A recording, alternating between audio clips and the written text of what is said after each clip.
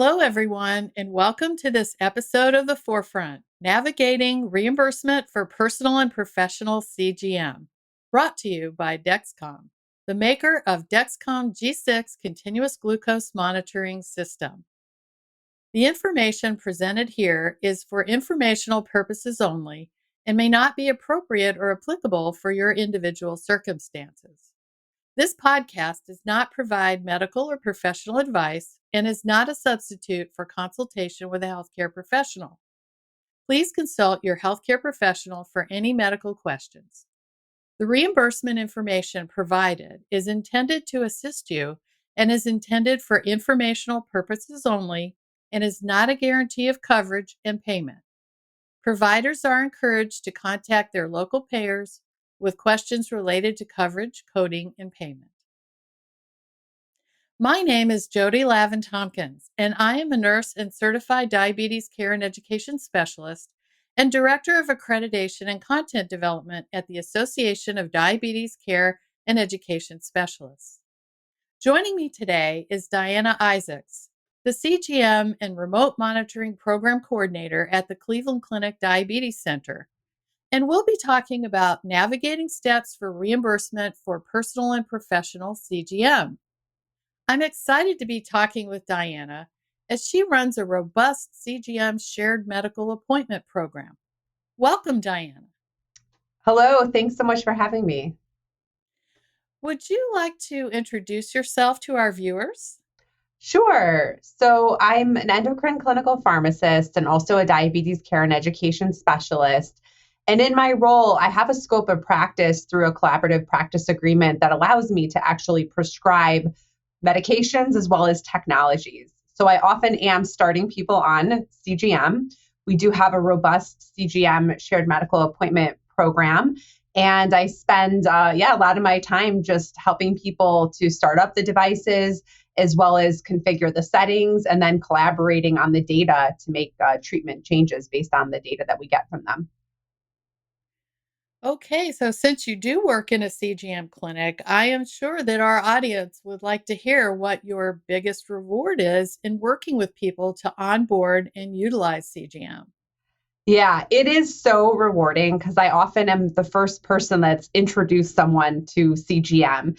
And so I get to help them experience all the kind of aha moments. And so some of those include just how people respond to different foods and medications and physical activity and stress. And often people just had no idea what was actually happening because when you think about it, most people who were doing finger sticks, they're only getting a couple data points throughout the day.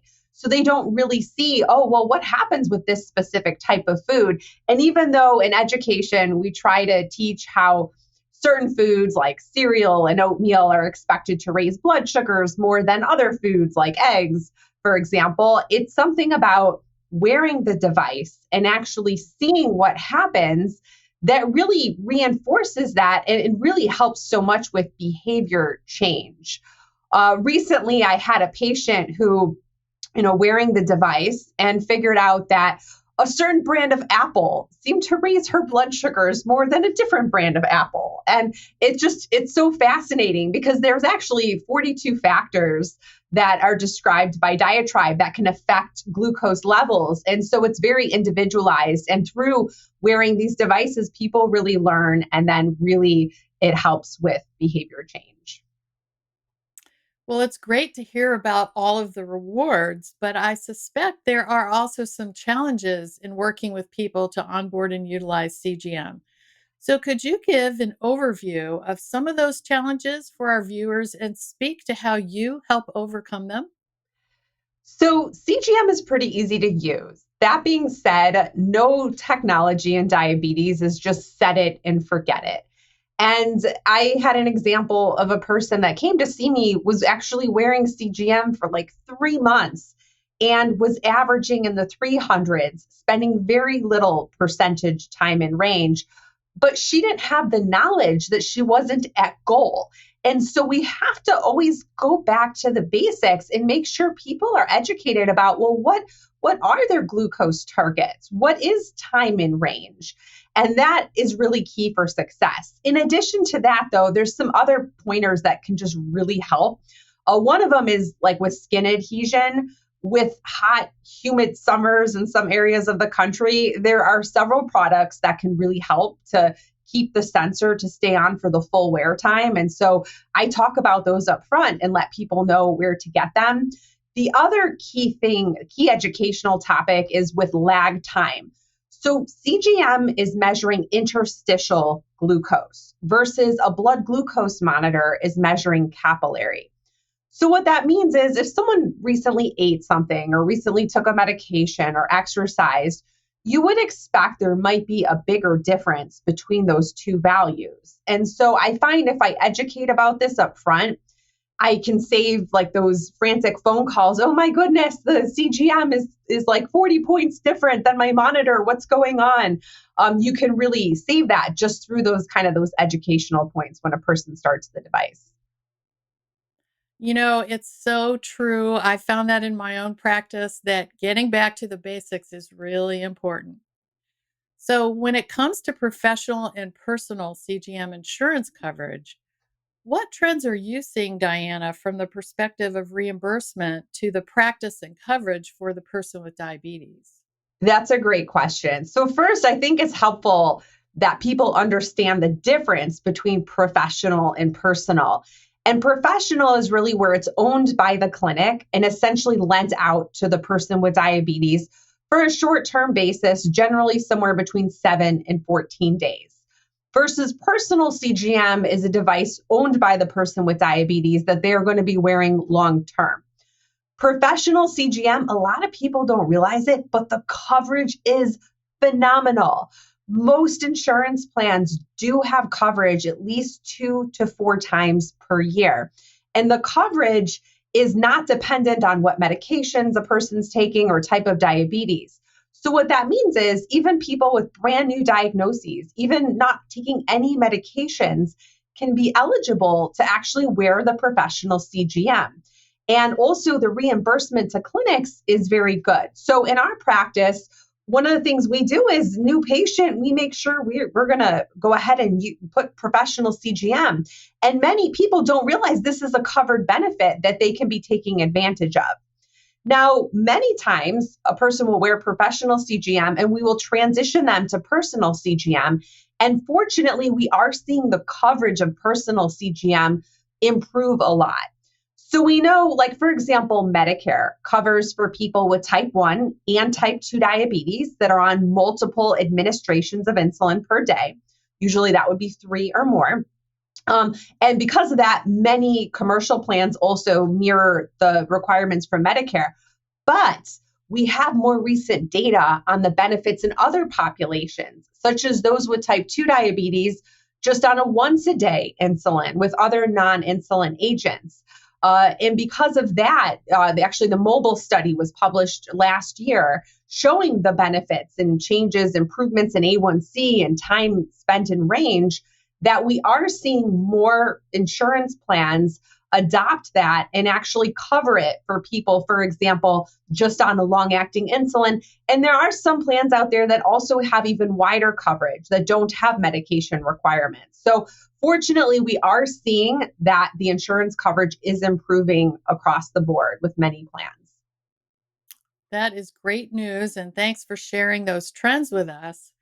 Now, I'm sure our audience is interested in hearing some highlights about how you bill for CGM. Yeah, so there are 3 main CGM codes. We'll start off with professional CGM. So with professional CGM, there's the CPT 95250 and 95251. The 95250 is actually for basically the education, training, and download of the data, versus the 95251 is for the interpretation of the data. So generally, you're going to bill these 2 codes together.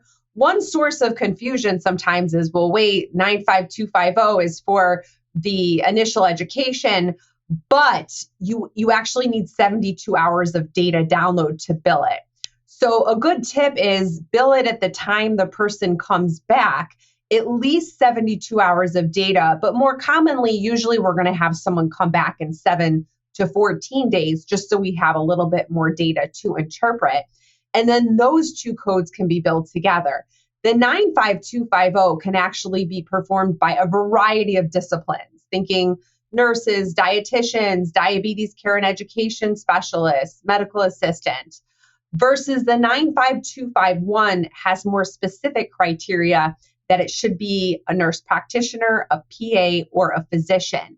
That being said, for example, pharmacists are able to be service providers of the 95251, and we, on our collaborative agreement, we have our notes co-signed, but we are the ones interpreting it. So often you can utilize other team members to at least do a preliminary interpretation. So that in the reimbursement on those two codes is actually very, very good. Now, for those using personal CGM, we have a different code for that education and training. It's actually CPT 95249. And one caveat with this code is you can only bill it once in the life of the device. So that means someone got brand new CGM, great, you can educate, train them. You actually still need 72 hours of data though. So typically we would bill this at the follow-up visit once we have that data. And then at the same time, you also can do that interpretation code, that 95251 at that visit. Now, if someone gets the newer model, if a new model of the CGM comes out, then you can do that 95249 again, but it has to be a whole brand new CGM. With the interpretation code, that 95251, that can be billed a maximum of once per month. It will vary depending on the insurance plan, how often it's covered, but no more than once per month. So you might be asking, well, what happens if you're interpreting data more than that? What if you're reviewing it, you're reviewing it more frequently, you're reviewing it every week? Fortunately, there are some additional codes that can be utilized. Those are remote monitoring codes. They are not specific to CGM, so it can also include other connected devices like connected insulin pens, insulin pumps, connected meters. But CGM also can be included in there as well. And it involves remote monitoring of the data in 20-minute increments. It's CPT 99457 and 99458 for a maximum of 60 minutes per month. And those codes often, it involves reviewing the data and engaging with the person with diabetes with that data. And in order to be able to bill for those, in terms of who can be service providers, it's a wide range of disciplines. Again, like the training, the 99250 and 99249, it can be dietitians, nurses, pharmacists, the diabetes care and education specialist, under supervision, though, of a physician, NP, or PA. So there's lots of kind of different reimbursement opportunities through the utilization of all this data. Wow, that was a lot of numbers, but you did a very nice summary, so thank you for that. I know there's a movement now towards including time and range and other CGM metrics in quality measures, research, and population health. How do you feel this movement will impact the use and coverage for CGM? I love time and range. And I hope it totally just takes over A1C, because we have been such an A1C centric culture. And we've actually done an amazing job of teaching patients, teaching people with diabetes what A1C means. And so my patients come to me and they're like, oh, yeah, I know, my goal is under 7%. We've drilled it into people. But unfortunately, A1C has limitations. A big one is the fact that it is based on an average. And so what we know about an average is you could spend a lot of time high and a lot of time low and still meet your average. But we know that that's actually not good for outcomes. Having all that variability generally leads to worse outcomes. And people also don't feel good. When they're going high, low all the time, generally they feel tired and they just don't feel good. So time and range really takes all of that into account. We are aiming for maximizing that time spent between 70 and 180. Also, what I find very motivating about it is the fact that for most people, we're aiming for 70%. And 70% correlates really well with an A1C of 7%. And so also that's motivating because we're not even asking for perfection. We understand that with our current therapies, people are going to go higher. People are going to go lower sometimes, and that's okay as long as we try to maximize the 70% or more time in range. And we have a lot of strong data with A1C about how it's linked to lower microvascular complications and some macrovascular. But the good news is we're now building that with time in range, showing how when we maximize the time in range, we also improve outcomes. And so hopefully we will see the hope would be that insurance plans, payers, health systems really start to embrace this more than just A1C, because this really tells more of the story versus just this one number that's an average. Thanks so much for sharing and doing that summary of time and range and A1C and how they relate and how CGM can help. I'm sure some of our listeners are aware there may be some challenges to incorporating CGM in their busy practices and getting reimbursed for that. So, could you explain to our audience what some of those challenges might be and how you would help them overcome them? Yeah, there's a lot of people that would benefit from CGM. And if you're just starting to incorporate this into your practice, you want to be systematic about, well, who should we target first that would really benefit the most? And I would say anybody who's on multiple daily injections or multiple administrations of insulin would be great to target. For sure, we know they are just through those multiple administrations, higher risk of hypoglycemia, and having a device that can offer alerts for impending hypoglycemia can potentially, save lives and really improve outcomes. So those would be great to target, but then how do you actually go about doing it?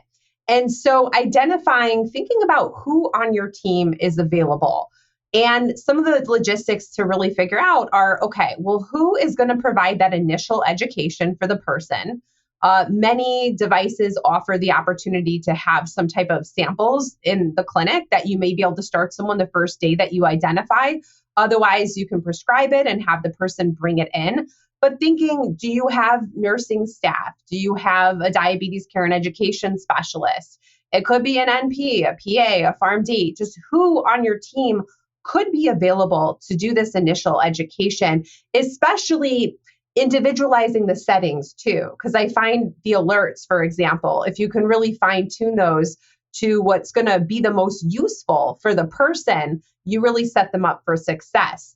And then the second part of that is thinking about, okay, well, when are you going to follow up with the person and collaborate on that data together? And with CGM, it kind of changes the game, because in the past we said, all right, come back in 3 months when we can recheck your A1C. But now we have data all the time. And after 14 days, that's a great amount of time to interpret the data and have a data-driven discussion. And this doesn't have to be in person. These devices really make it very easy to follow up with virtual visits or remotely. But just again, thinking, well, who on the team may have capacity, or are we going to incorporate this into certain slots for office visits or virtual visits? But if you can kind of plan ahead and think about these things and maybe start off small. Maybe you start off with, okay, new patients coming to us that are on multiple administrations of insulin, or returning patients, or we're going to pick a certain day of the week. It's going to be our CGM day. It will be different for each practice, but just thinking what resources you have. And I would encourage it, definitely identifying a technology champion who embraces and is kind of excited about this and willing to keep the practice up to date and spearhead the efforts. But also don't rely only on one person. Definitely think about how you can spread things out and how you can utilize your whole team, because anyway, we know team-based care works best for the individual with diabetes. So, to continue this conversation, I'm sure you have some more tips and tricks that you've learned that would help our audience be successful in using both the professional and personal CGM in their practices. So, would you be willing to share some of those? Absolutely. So we figured early on that a lot of the education and training for startup is similar between people, right? So we do a group model where when we start CGM, we do them as shared appointments, and that way we're able to provide a lot of that initial education and training together. And our initial education includes, well, what are your glucose targets and what is time in range? We want people to make sure they know those things, along with, we like to review, well, how do you treat hypoglycemia? You see a low glucose, the rule of 15, how do you treat? Because we find a lot of people don't always have the basics of diabetes education. Beyond that, we also find for the follow up, we like to do group classes as well, where we actually have a model where we review the data together, and we share it. And what's nice about this is there's a lot of peer support. First of all, it's efficient because we see more people at once, but there's also a lot of peer support of people learning together and seeing commonalities in their data. Like, oh, you also overtreat your lows, right? Like we talk about the rule of 15, but it's really common in the moment, right? It's like scary. And so people, instead of 15 grams, they have 50 grams or more. And we see what happens, how it goes, instead of going up like 50 points, it goes up to over 300. But those are commonalities that bring people together. Same thing, we see a lot of common experiences with different foods, like, oh yeah, the cereal. Oh, that's what cereal does to my blood sugar too. And how different a more balanced, whole wheat toast with a hard boiled egg. Oh yeah, that stayed in range with that type of food. So there's a lot of learning that really brings people together. We also utilize dot phrases. So in our electronic medical record, we try to make the documentation not too cumbersome. And so we have phrases that we use for the education and training that we can just pop in. Same thing for the interpretation. We actually put in the ambulatory glucose profile. We've created a simple dot phrase for the interpretation. Is it in range, above range? Is hypoglycemia at goal, not goal? To really just streamline things and make it a whole lot easier. And then another thing with our program is, because reimbursement is very good on professional CGM, and because there's so many benefits, also it's kind of like a trial for the patient to see, well, do I like wearing CGM? For a lot of people, it's brand new. They don't know what it's going to feel like wearing it. They're usually pleasantly surprised. They don't feel it. They don't notice it's there, and they like seeing the data, but it offers a nice opportunity to do that. And so our model has really been, let's start with professional CGM, and then let's assess. Let's see if the person likes it, the person wants to go ahead and continue it, and then we transition to personal CGM. And then just one other thing. So I know the area of like reimbursement, right? Is there insurance coverage, all of that stuff. I do highly recommend talking to your representatives from the different companies. They're often very knowledgeable about the insurance plan layout in your specific area, because it does vary. Medicare is generally pretty uniform across the country, but when you get into certain Medicaid or certain commercial plans, there can be variances across the country. And one is that some prescriptions go directly to the pharmacy, others go through the durable medical equipment route, the DME route. And knowing upfront where it's supposed to go can save you time. It can save a lot of time. So I recommend talking to people that know, or talking to other people in your state, in your local area, so that you can streamline it and say, oh, okay, I know this needs to go to this DME company. And that way you can most efficiently get the devices for your patients, and there's no wait, and everyone's kind of happy. Yeah, I think talking to your peers that are in the same region could be helpful, like you say. Definitely. So, Diana, thank you so much for taking the time to join us for this episode of The Forefront and sharing your knowledge and experience with our audience. For me, as a diabetes care and education specialist, I know how useful this information is for practice. So, I'm sure our listeners really appreciate hearing your firsthand experience. Thank you so much for having me. It was really great to be here today. Additionally, I'm excited to share with our viewers that Diana also joined ADCES on a webinar that provides a more in depth look at CGM reimbursement and tips and tricks for your practice. The link to access the webinar is in the show notes of this episode. Finally, we wish to thank our sponsor, Dexcom, once more, the maker of Dexcom G6 continuous glucose monitoring system, for their generous support of this episode of The Forefront. The information presented here is for informational purposes only and may not be appropriate or applicable for your individual circumstances. This podcast does not provide medical or professional advice and is not a substitute for consultation with a healthcare professional. Please consult your healthcare professional for any medical questions. The reimbursement information provided is intended to assist you with billing for your services related to continuous glucose monitoring. It is intended for informational purposes only and is not a guarantee of coverage and payment. Providers are encouraged to contact their local payers with questions related to coverage, coding, and payment. Thank you for watching, and please join us again for future episodes.